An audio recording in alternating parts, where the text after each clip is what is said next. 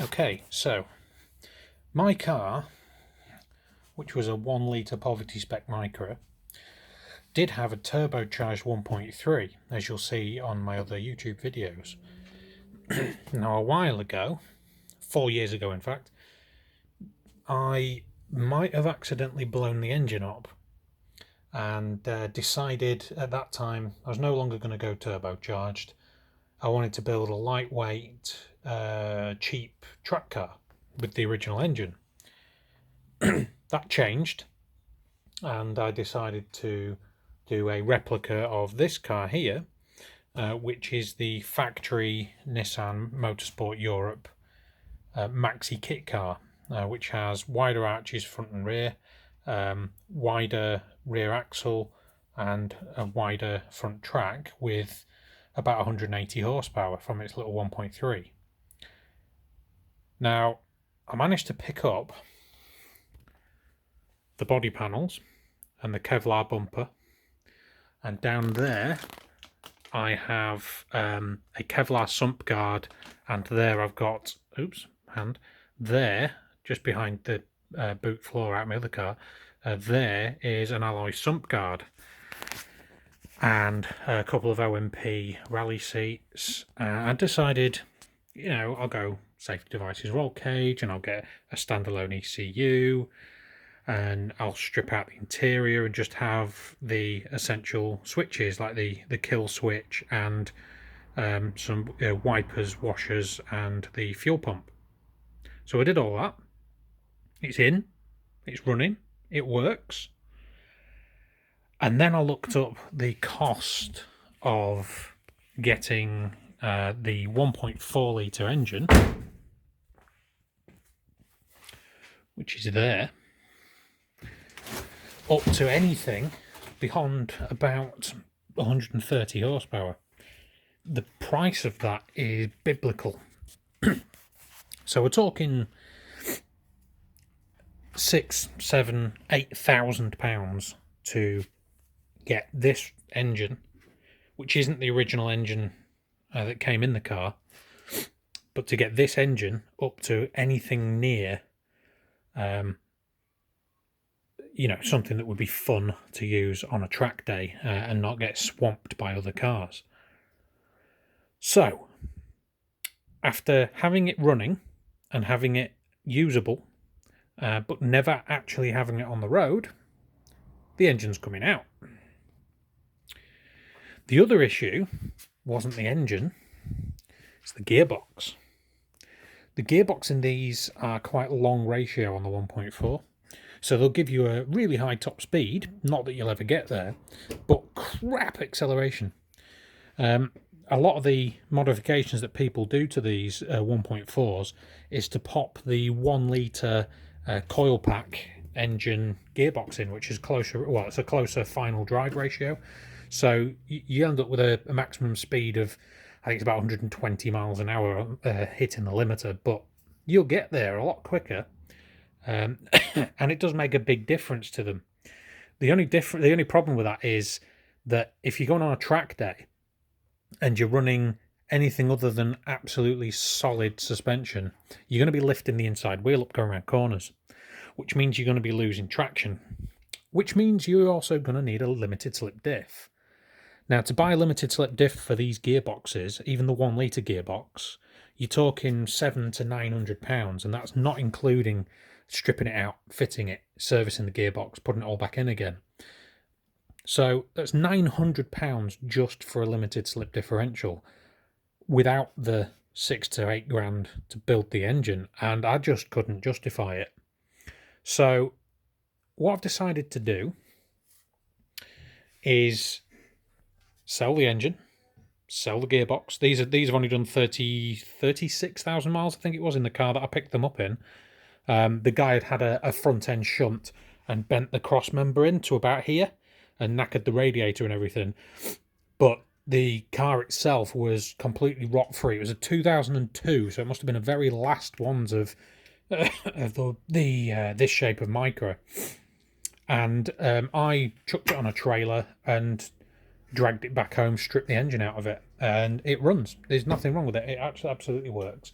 and I had an Ashley competition exhaust manifold for it. And there's the original cylinder head from the 1.4. It's actually got a 1.3 litre cylinder head on it at the moment. The sole reason for that was I was going to run a distributor on the side instead of the coil packs, and run throttle bodies. And it was a much easier setup with a distributor with throttle bodies than it is with coil pack with throttle bodies. However, for power, you want the coil packs individually controlled with the throttle bodies. And I wanted the plastic cam cover, which is from the Japanese March. So that's plastic. The original ones are aluminium. So it's got a CG13 or 1.3 litre cylinder head. There's the 1.4 litre cylinder head that was originally on it, which is still perfectly fine. All the cams and everything from the 1.4 are in here, so it's still the same performance it was when it had the other cylinder head in. So what's going in here? Well, what I'm doing at the minute is stripping it all out. I'll be taking the wiring looms out. I'll be taking the engine out and the gearbox and the drive shafts, and I will be taking the brake booster out.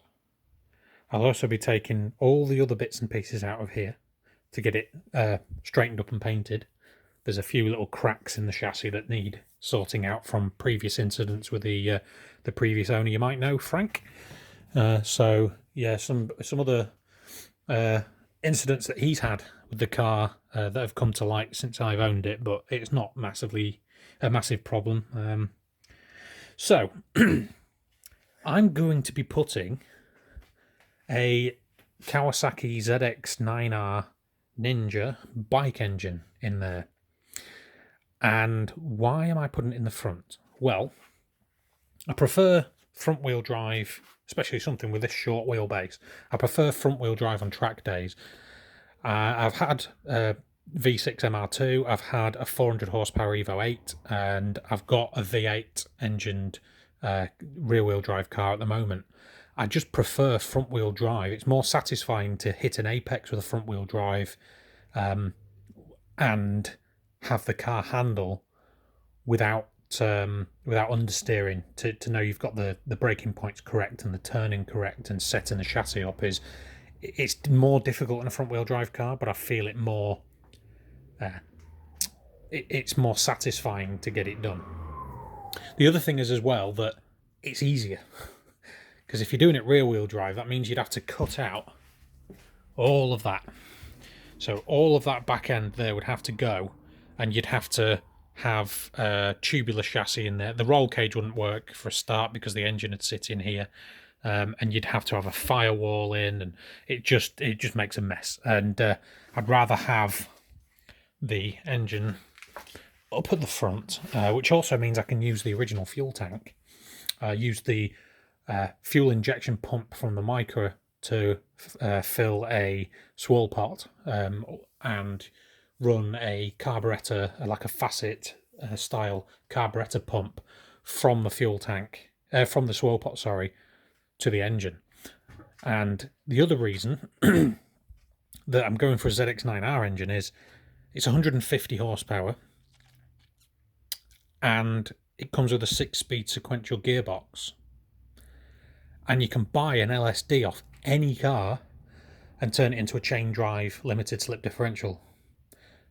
The whole thing, including buying a brand new differential and the chain sprocket and the chain and the welding gear to weld the bars in, and the drive shaft adaptations, because I'm going to need to lengthen the drive shafts, is less than it would cost to put an LSD in that box. That's why I'm doing it. I would end up with 150 horsepower, 12,000 RPM racing engine that weighs less than this one, with a 6-speed sequential box and a limited slip differential, and the whole thing would cost me 500 quid. So why not? Now we have down here some of the other goodies that never got used. So we've got a set of Mikuni race carbs. which were on a ZX7, I think they were, or a ZZR something or other. They never get used. I've got on there a set of throttle bodies from some other bike with an oval inlet. I don't know what the bloody hell they were. Can't remember now. There's an inlet manifold in there somewhere, or a flange for an inlet manifold. And yeah, this is my box of rear. Well, I've got rear coilovers in there and a footrest for somebody who's never going in the car because I'm not having passengers. But that's a footrest in there. Yeah. So that's the plan. I've been doing a lot of bodywork recently, so there's dust everywhere. It's bloody horrible in here. Got myself a bandsaw and using the angle grinder as a chop saw because why not? It works. And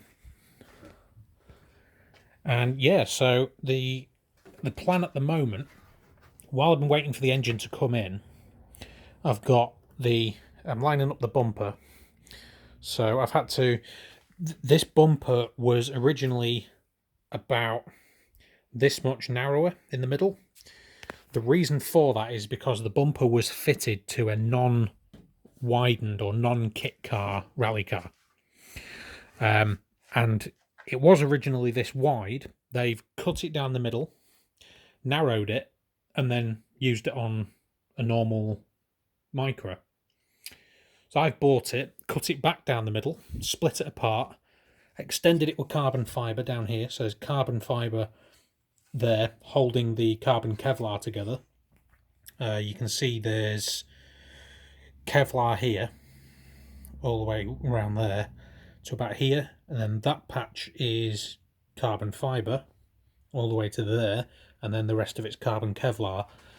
And I mean, I could stand on that. There's no way that's going to break.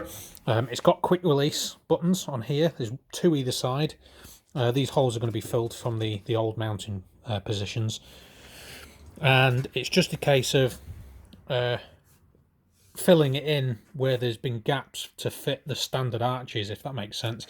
The arches were actually this much longer because the wheel arch itself. The bumper was this much longer because the wheel arch itself was a lot narrower on a standard Micra. So this bumper came all the way up to here, and there's a piece of that here I've had to cut off. Don't know if this is from, yes it is from this side. So that one there, it was that wide originally.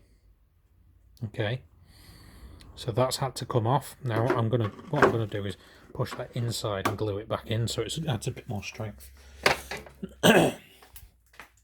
So the bumper's getting lined up with the arches. The arches are getting lined up and bolted in so that it's all nice and strong. There's no rot under there. It's nicely painted and undersealed. It's all pretty solid. Frank did a decent job of undersealing this car, so there's no rot on it, which is always happy. I'm always happy to see. On the rear, it's getting a bit more complicated. Sorry about the light. So what I've done, the original, there's a load of old metalwork there. The original arches, where am I looking? That there is the original body seam for the arch, and the arch would finish here. Okay, so that would where your normal arch would be on a Micra. These ones, because they're so much wider, you have to cut all that out and widen it. So that's what I've done. That's tubbing the arches. They are tubbed from front to back. This needs tidying up here because it's quite complicated at this end with lots of overlapping body panels and stuff. So all that lot needs to be tidied up, and the welds need finishing around the seam. But as far as actually connecting to the rest of the bodywork inside, that is solid in there. That's not going anywhere. And then I'll need to take the rear axle off, strip the bottom of the car, paint it, underseal anything that needs undersealing, put it back together again. I'm staying with rear drums because there's no weight on the back of the car, and with a motorbike engine in the front, there's going to be even less weight in the car. doesn't need discs on the back. And then we've got that spoiler's going, by the way. That was an experiment that never worked. The difficult part is going to be this side. Why is the difficult part going to be this side? That. The fuel filler neck. Now, if you think back to the other side over there, you can see where that cut went. So, all along that line there, the burn mark where it's been welded, is where the cut is for the tubbing of the arch. Okay. Now, if you take that onto this side, there's a problem, because there's a filler neck that goes just there. Now, in order to tub this arch, I'm going to have to remove the filler neck, the fuel tank, and then cut the inside of the arch out and weld in a new sheet of metal. That is something I've been putting off for the best part of a year now, because I am petrified of fuel vapours. So, yeah. Now I've got a welder, not a welding plant. I mean a guy that welds, who lives around the corner. He is a professional welder, regardless of what people have been putting on the bloody Facebook page. He's a professional welder that's doing me a deal, not because he's crap, but because he's a neighbour and we live in a village and we're doing a village friend a favour, and he's going to weld the feet in for the roll cage for me. These things. These are the Safety Devices laser cut feet for the roll cage. That one there, they don't fit very well. I mean, that's where it's supposed to be, and that's where it sits, so there's quite a bit of work there to get them to fit. Battery trays getting removed because a motorbike battery is going to go in behind the seat. Yeah, there's lots of work to do, but I am cracking on with it. I've been off for 4 or 5 days now. Really sore throat and a cough, and spent 2 days in bed sweating my arse off. Think I probably had the flu. I don't think I had coronavirus, but I'm in isolation, so I'm now outside in the garage, and the wife and daughter are inside the house enjoying themselves with a bit of peace and quiet. So I've got another 3 or 4 days left in isolation before I can go back to work, and I thought I'd show you what I've been up to. Right, I think the next video will probably have me receiving the engine, because it's due in very shortly, and I'll give you a walk around of what I'm going to be doing with it, as far as looking at engine mountings, what diff I'm going to use, and the issue of widening the front suspension. That is another issue, because the rear suspension, not a problem. If you want the rear suspension wider, because of you've put wider arches on, you put bolt-on spacers on, because, well, there's no steering action going on. It's a solid beam axle, so anything you do this way and that way is not going to change the suspension geometry whatsoever. It's a solid beam, so it absolutely means nothing at all if you just put spacers on the back. The front, however, if you put spacers on the front, what it does, it throws out the kingpin. There's no kingpin on it, obviously, but the pivot point and the ball joint at the bottom, it throws it out. So if the ball joint stays here and the wheel extends further out, instead of doing this, it'll tend to do that, and it changes your geometry. The wheel will tend to want to roll forwards and roll backwards, a bit like a go-kart, instead of pivoting sideways like it should do. It'll roll, and that's really bad for steering geometry. What the kit card did is they moved the ball joint out and then lengthened the suspension arms so that wheel, instead of pivoting here, came to here and then pivoted, which is brilliant, but it ain't half sodding expensive. So again, there's a steel fabricators in Perth city centre that do industrial and construction welding. They do structural welding for equipment like cranes and not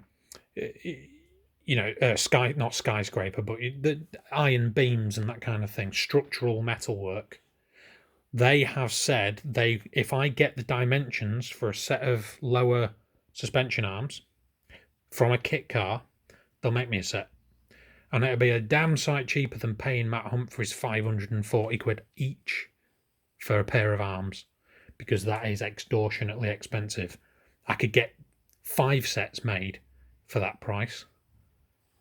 So, to be honest, I don't quite understand why they're that expensive, because they're not made of gold, and they're not exactly, they're not exactly Skyline GTR suspension arms, but you can get a full set of fully adjustable billet aluminium lower suspension arms for a Mitsubishi Evo 8 for less money than Matt Humphries is asking for a set of steel micro arms, which is just... it's hilarious. But anyway, that's beside the point. I'm not here to bash the price of micro parts, because everybody knows they're bloody expensive. So yeah, that's the story. That's where I am. I'm going to crack on with it.